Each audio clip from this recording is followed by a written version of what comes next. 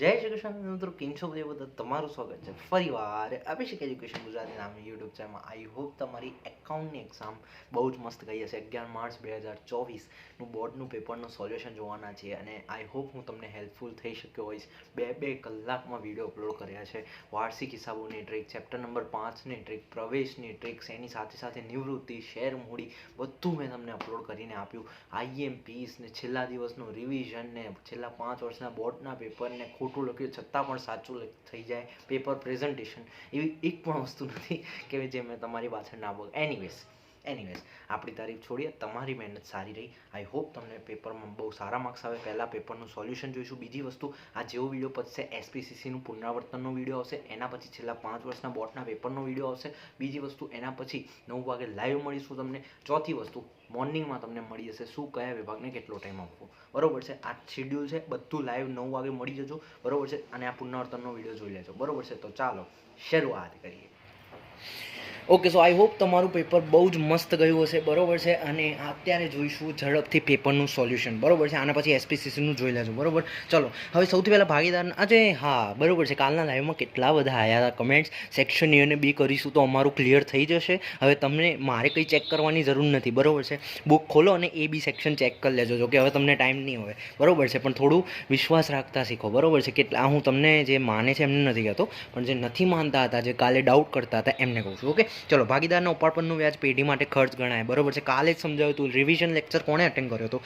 હવે અહીંયા તમને એક ટ્વિસ્ટ કર્યો છે. કેટલાય ખાલી ગોખીને ગયા છે, એમણે 22,000 લખીને આવ્યા છે, પણ અહીંયા નફા નુકસાન તમારા જે ક્વેશ્ચન છે બુકમાં એમાં મૂડીનું પ્રમાણ આપેલું છે. બરોબર છે? આવું આમણે એમને નફા નુકસાન તો તમારી જે છે ભાગીદાર સીને 1/6 એટલે કે 66,000 ઇન્ટુ 1/6 એટલે 11,000 તમારો જવાબ આવશે. નહીં તો તમારો ખોટો પડે છે. ટ્વિસ્ટ કર્યો છે એમણે.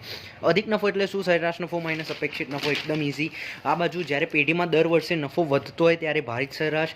ભાગીદાર પેઢીમાં પુનર્ગઠન વખતે પાકા સરવૈયામાં જે સંશોધન વિકાસ ખર્ચ છે એ કઈ બાજુ આવશે? ભાગીદારીના મૂડી ખાતાની ઉધાર બાજુ. ભાગીદાર પેઢીમાં પુનર્ગઠન વખતે યંત્રો ખાલી જગ્યા મૂલ્યાંકન બાદ પાકા સરવૈયામાં દર્શાવાય. યંત્રો ક્યાં દર્શાવાય? તો બજાર કિંમતે. એકદમ ઇઝી. કઈ કિંમતે? બજાર કિંમતે. આ તમને સમજાવ્યું હતું પ્રવેશવાળામાં પણ અને નિવૃત્તિવાળામાં પણ.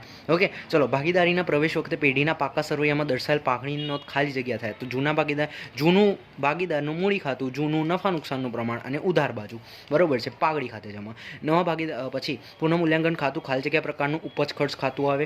પ્રોવિડન્ટ ફંડ ભાગીદારની નિવૃત્તિ વખતે ખાલી જગ્યા નોંધાય. નવા પાકે સરવૈયામાં જવાબદારી. પ્રોવિડન્ટ ફંડ, કામગીરી, નફા ભાગ ભંડોળ. બરોબર છે? બધું એમાં નોંધાય. ઓકે, પછી જો વાત કરું, ભાગીદાર પેઢીનું વિસર્જન કેટલી રીતે થાય? 2 રીતે થાય, ટ્રિબ્યુનલ દ્વારા અને સેલ્ફ. બરોબર છે? બધું આ બધું શું છે ખબર છે? સ્વાધ્યાયનો પહેલો પ્રશ્ન. આઈ હોપ તમે કરી ગયા હશો મારા કહેવા ઉપર. પેઢીના વિસર્જન નફા નુકસાન ખાતાની ઉધાર બાકી કયા ખાતે લઈ જવામાં આવે? ભાગીદારોના મૂડી ખાતે, ઓબ્વિયસલી. પછી નીચેનામાંથી કઈ મૂડી પાકા સરવૈયામાં શેર મૂડીના શીર્ષક હેઠળ દર્શાવવામાં આવતી નથી? બરોબર છે? કઈ મૂડી? તો અનામત મૂડી. બરોબર છે? પછી જો હું વાત કરું, કારણ કે શેર મૂડી નહીં, એ બીજો જે ટોપિક આવે એમાં આવતું હોય છે. ઓકે, ચલો. પછી જો હું વાત કરું આગળ, તો સેબીની સ્થાપના 1992. યાર, સ્કેમ 1992 જેણે જોયું હશે એનો. રિસ્ક તો ઇશ્કે. જોકે આ બધું એમસીક્યુમાં બેઠું જ છે. ડિબેન્ચર પ્રીમિયમથી બહાર પાડતા મળેલ પ્રીમિયમની રકમ મૂડી નફો ગણાય. બધું ખાલી બધું ચોપડીનો પહેલો પ્રશ્ન છે. સામાન્ય રીતે નાણાકીય પત્રોના વિશ્લેષણમાં કેટલી બાબતોનો સમાવેશ થાય છે? 4 બાબતોનો. પછી ધંધાગાળાની ટૂંકા ગાળાની સદર. ટૂંકા ગાળાની એટલે તરલતા. ચાલુ મિલકતોમાંથી કઈ મિલકત બાદ કરવાથી પ્રવાહી મિલકતો છે? સ્ટોક. નીચેનામાંથી કયો ગુણોત્તર નફાકારકતાનો ઉપજ આધારિત ગુણોત્તર ચોખ્ખા નફાનો ગુણોત્તર છે? પછી જો વાત કરું, નીચેનામાંથી કયો વ્યવહાર હંમેશા કામગીરી પ્રવૃત્તિનો બને? તો પગારનો ખર્ચ. બરોબર છે? ચૂકવેલ ડિવિડન્ડ પહેલામાં આવે. ચૂકવેલ લોનનું ચૂકવેલ વ્યાજ, આ બંને ફાઇનાન્શિયલ નાણાકીયમાં આવે. મળેલ ડિવિડન્ડ એ પણ એમાં જ આવે. આ આખો કામગીરીમાં. અને જો તમને ખબર છે પેલો એમસીક્યુના તુક્કાવાળો બરોબર છે, એમાંનો એક તુક્કો કે જ્યારે રેડ, બ્લુ અને વોલ, બરોબર છે, એટલે કે 3 એક જેવા હોય, રેડ, બ્લુ, ગ્રીન અને આ વોલ. બરોબર છે? બેઠું એક્ઝામ્પલ મેં તમને આપ્યું હતું કે 3 એક જેવા છે. જો મળેલ ડિવિડન્ડ, ચૂકવેલ ડિવિડન્ડ, આ 2 એક જેવા થઈ ગયા અને લોનનું વ્યાજ એની જોડે જ આવે. ડિવિડન્ડ અને વ્યાજ બધું એક જ થયું અને આ સૌથી અલગ. એ તમારો જવાબ. ભાઈ એક્સપિરિયન્સ બોલતા હે. એનીવેઝ, નીચેમાંથી કોણ નાણાકીય ખર્ચમાં સમાવેશ થાય છે? વ્યાજનો ખર્ચ, એનો નાણાકીય ખર્ચમાં સમાવેશ થાય. પછી જો પાકડા પાકા સરવૈયામાં કયા મથાળા હેઠળ દર્શાવવામાં આવે? એકદમ ઇઝી. બેઠો સવાલ છે કે નહીં બીજા પ્રશ્નનો? ચલો. બિનચાલુ મિલકતોની હેઠળ અદ્રશ્ય મિલકત તરીકે. ભાગીદારી પેઢીમાં એકત્રિત નફાની રકમની વહેંચણી અંગેની આમનોંધ લખો. તો એકત્રિત નફા ખાતે ઉધાર તે ભાગીદારના મૂડી ખાતે. નિવૃત્ત કે મૃત્યુ વખતે ચાલુ તે ભાગીદારને તેના ભાગની પાકડી કોના દ્વારામાં? અરે યાર, આ તો યાર દાખલો નિવૃત્ત પ્રવૃત્તિનો ભણશો તમને આવડશે. ચાલુ ભાગીદારો, પેઢીના વિસર્જન સમયે વિસર્જન ખર્ચ, આ બધું રિવિઝન. એક તો મેં તમને કીધું હતું પહેલો બીજો પ્રશ્ન, અને રિવિઝનમાં ઘડીએ પડે કહેતો હતો કે આવા દાખલા પૂછાઈ શકે પેઢીવાળું. અને તમને ખબર હોય તો એ તમને કીધું હતું પ્રવેશમાં પણ કે વિસર્જન ખર્ચ, આ ચેપ્ટર નંબર 7માં પણ કે વિસર્જન ખર્ચ તો પેઢીએ જ ભોગવવાનો હોય. ભાગીદારીનું વિસર્જન અર્થ લખો, આ સેલ્ફ બરોબર છે, એકદમ ઇઝી છે. ભાગીદારીનું છે કોઈ પેઢીનું લખી આવ્યા છે તો ખોટું થશે. જામીનગીરી પ્રીમિયમ અનામત ખાતું પાકા સરવૈયામાં ક્યાં દર્શાવવામાં આવે તો અનામત તરીકે દર્શાવવામાં આવે. ઓકે, પછી ક્યાં દર્શાવવામાં આવે? હવે અનામત ક્યાં દર્શાવવામાં આવે તમને ખબર છે. ચલો, વ્યાજ આવરણ ગુણોત્તર શું દર્શાવે છે તો લાંબા ગાળાની વ્યાજ ચૂકવવાની ક્ષમતા કંપનીની દર્શાવે. સ્ટોકમાં ફેરફાર ઋણ હોય તો વેચેલ માલની પડતરમાં ઉમેરાય, ઓબ્વિયસલી બાદ થાય. પછી જો હું વાત કરું રોકડ પ્રવાહ પત્રક એટલે શું, આ પણ સેલ્ફ તમે જાતે કરશો. તો સ્વનિર્મિત મિલકતો ક્યાં નોંધવામાં આવે છે તો રોકાણ પ્રવૃત્તિઓમાં નોંધવામાં આવે છે. ઓકે, હવે જો આટલું હતું એ સેક્શન એ અને સેક્શન બીમાં. હું ચેલેન્જ કરું છું, જો તમે આપણો બધા વિડીયો જોયેલા છે તો 30માંથી કેટલા છે ભાઈ? 30માં છે ને આરામથી 26+ છે બધાને, 27, કેટલાય 30વાળા પણ હશે, રાઈટ? બધું અંદરથી પૂછાયું છે. ખાલી હા, એક ટ્વિસ્ટવાળો હતો મેં તમને કહી દીધો, એ આ વાળો કે જે ગોખીને નહીં ગયા હોય ને તો એને એ પણ સાચો પડશે. Anyways, let's go. અહીંયા જો ઉપાડ પર વ્યાજ, કાલનું રિવિઝન લેક્ચર યાદ કરો, એને અકોર્ડિંગ તમે ભૂલ સુધારણા નોટ લખી હશે. એકદમ ઇઝી છે. ઉપાડ પર વ્યાજ ચૂકવવાનું રહી ગયું. ઉપાડ પર વ્યાજથી પેઢીમાં શું ફરક પડે એ તમને ખબર હોવી જોઈએ.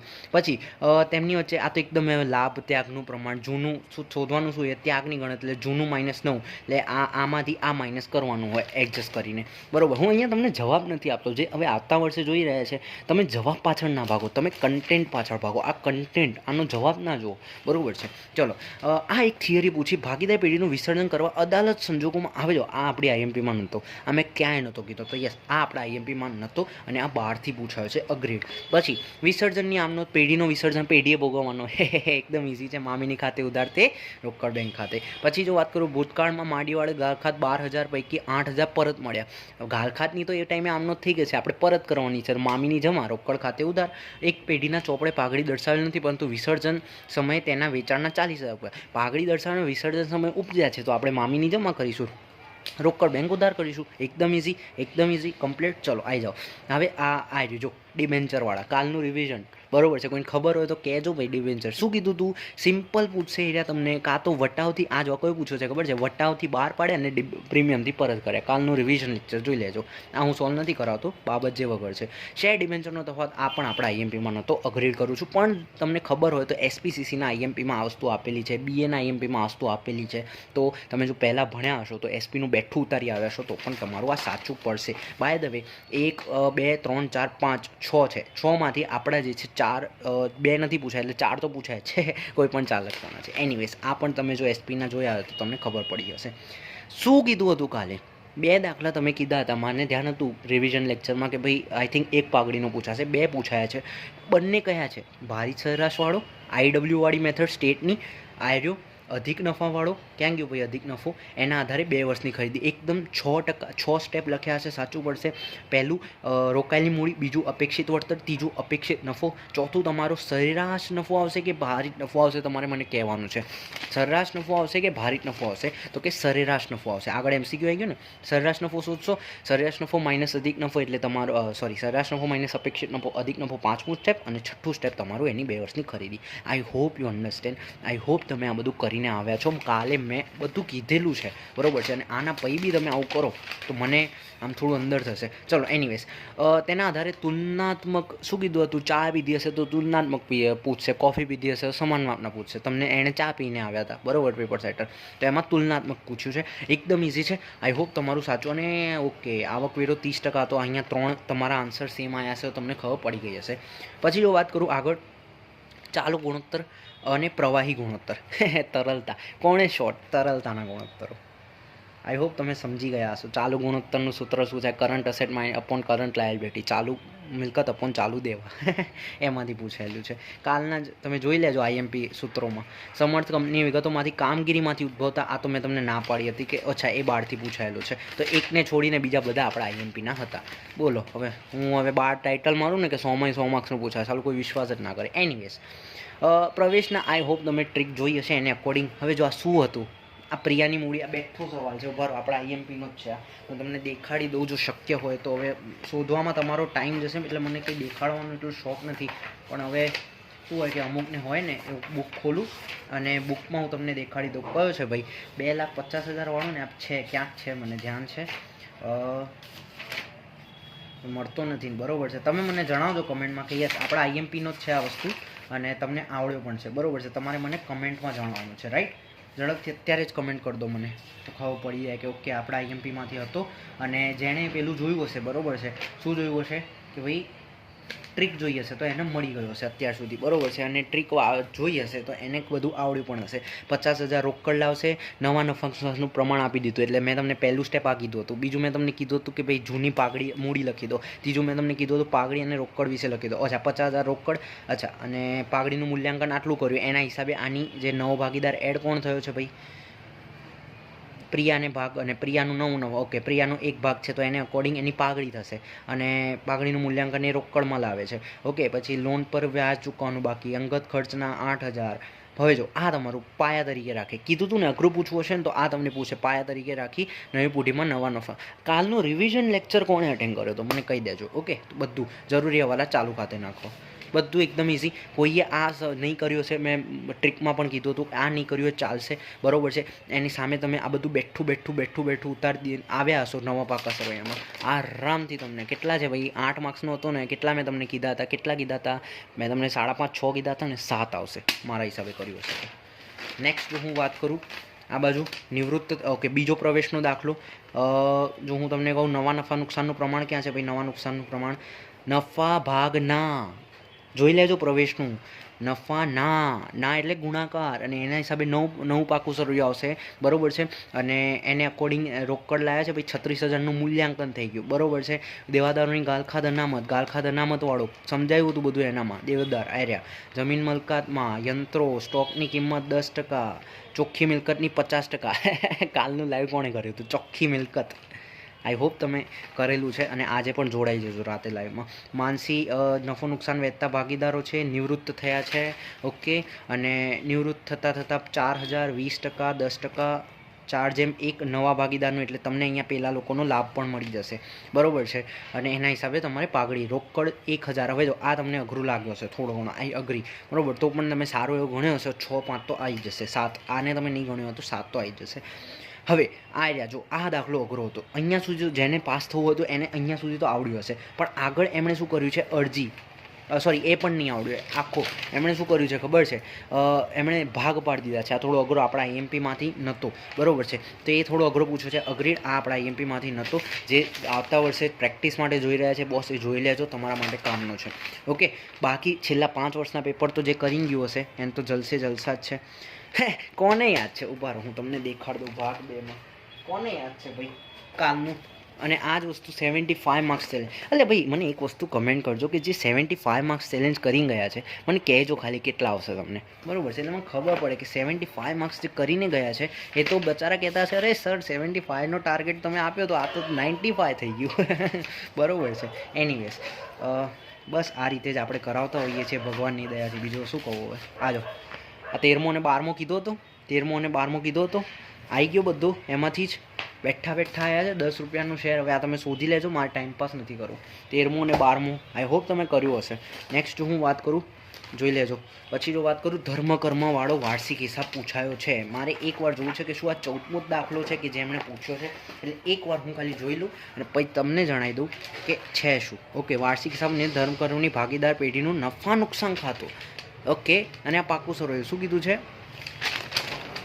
મૂડી પર વ્યાજ 5% ગણવાનું રહી ગયું પછી સ્થિર મિલકતો પર અચ્છા જો હવે અહીંયા એમણે નફા નુકસાન સુધી તમને આપી દીધું છે બરોબર છે ઉભા રહો સ્થિર મિલકતો પર 10% ઘસારો તમને ખબર છે પાકા સરવૈયામાં મિલકત બાજુ આવે ભાડું 200 અગાઉથી ચૂકવી દીધું તમને ખબર છે અગાઉથી ચૂકવેલ ભાડું 2 એન્ટ્રીઓ થાય ભાડામાંથી માઇનસ આર્યું કશું નહીં એમણે કાચું સરવૈયું સીધું આપી દીધું છે તમને ડોન્ટ વરી ઓકે પછી રોકાણો પર 400 વ્યાજ મળવાનું બાકી છે અને ગાલખાદ અનામત 600 રોકાણ પર 400 મળવાનું બાકી વ્યાજ મિલકત લેણા બાજુ અને આ બાજુ રોકાણો તમને આપ્યા છે ભાઈ ક્યાંક રોકાણોની વેલ્યુ આપી હશે ક્યાંક આર્યું રોકાણો આર્યા પ્લસ મળવાનું બાકી વ્યાજ બરોબર બંને વસ્તુ આપી દીધી છે પછી આ જો પહેલી વાર પૂછાયો છે પણ ઇઝી છે ખરીદી 800નો હવે અહીંયા તમારે વેપાર ખાતું સુધારેલું વેપાર ખાતું બનાવવાનું છે આઈ હોપ તમને જે છે કન્ફ્યુઝન આઈ નો કે ભાઈ આ થોડું કન્ફ્યુઝનવાળો હતો વાર્ષિક હિસાબ આખું પેપર ઇઝી હતું વાર્ષિક હિસાબમાં એમણે ગફલા કર્યા છે પણ તમને આ આવડે છે, આ પણ આવડે છે, આ પણ આવડે છે, વેચાણ ખાતાનો સરવાળો 2000 ઓછો ગણાય. કાલ કોઈએ મને સવાલ કર્યો હતો રિવિઝનમાં,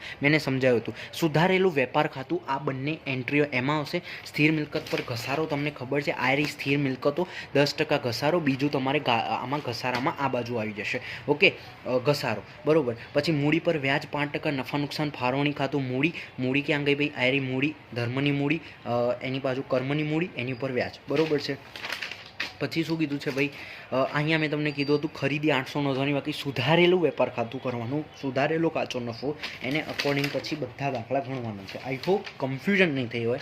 ડોન્ટ વરી અબાઉટ ધેટ. આ પેપર બધા માટે અઘરું હશે. આ દાખલો તો 11માંથી તમને આરામથી, જો મેં તમને કીધું આટલી એન્ટ્રીઓ કરી છે હવાલા, અને આ બેઠું તમે ઉતારીને આવ્યો છો, જે એમાં જેમ કે આ પરચુરણ ખર્ચા બેઠા આવશે, નાણાકીય ખર્ચા, વેચાણ ખર્ચા, ઓફિસ ખર્ચા, વેચેલમાની પડતરમાં ચેન્જ થશે. ઓકે, આ બધું બેઠું આવશે ને તમે ઉતારી આવ્યા છો.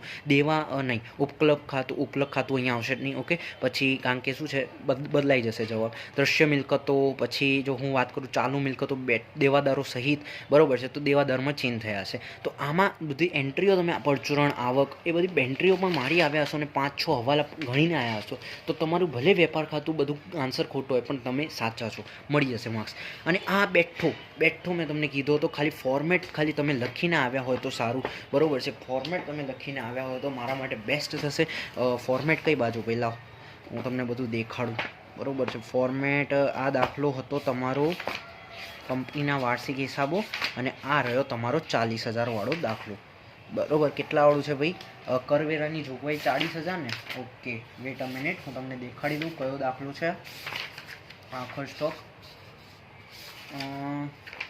ઉદાહરણનો દાખલો છે. તમારે મને કમેન્ટ કરી દેજો ને, અત્યારે મને દેખાતો નથી. શું અત્યારમાં ટાઈમપાસ કરવાની કોઈ ઈચ્છા નથી. ભાઈ હું તમને દેખાડું કે ભાઈ પેલું. ઓકે, જો આ જો અહીંયા 80,000 આપી છે કરવેરાની જોગવાઈવાળો, એના જેવો દાખલો પૂછ્યો છે. આ રહ્યો માલ સામગ્રીવાળો, બરાબર છે. અહીંયા 1,10,000 છે, અને આવો શાયદ પાછળ હોવો જોઈએ. ઉદાહરણ 14 મેં તમને PYQમાં અને IMP પણ કીધો હતો, બરાબર છે. તો આઈ થિંક આ હોવો તો જોઈએ, બરાબર છે. આઈ થિંક આ હોવો જોઈએ ક્યાંક. હવે અહીંયા દેખાતો નથી મને, બરાબર છે. 55,000. તમારે મને કમેન્ટ કરવાની છે, વિડીયો મોટો કરવાની ઈચ્છા નથી. આ વિડીયોમાં રાખીશું આટલું. જોઈન થઈ જજો SPના લાઈવમાં. SPCC વિશે બધું મૂકી દઈશ. મળીશું એક નવા વિડીયોમાં નવા ટોપિક સાથે. ત્યાં સુધી જય શ્રી કૃષ્ણ.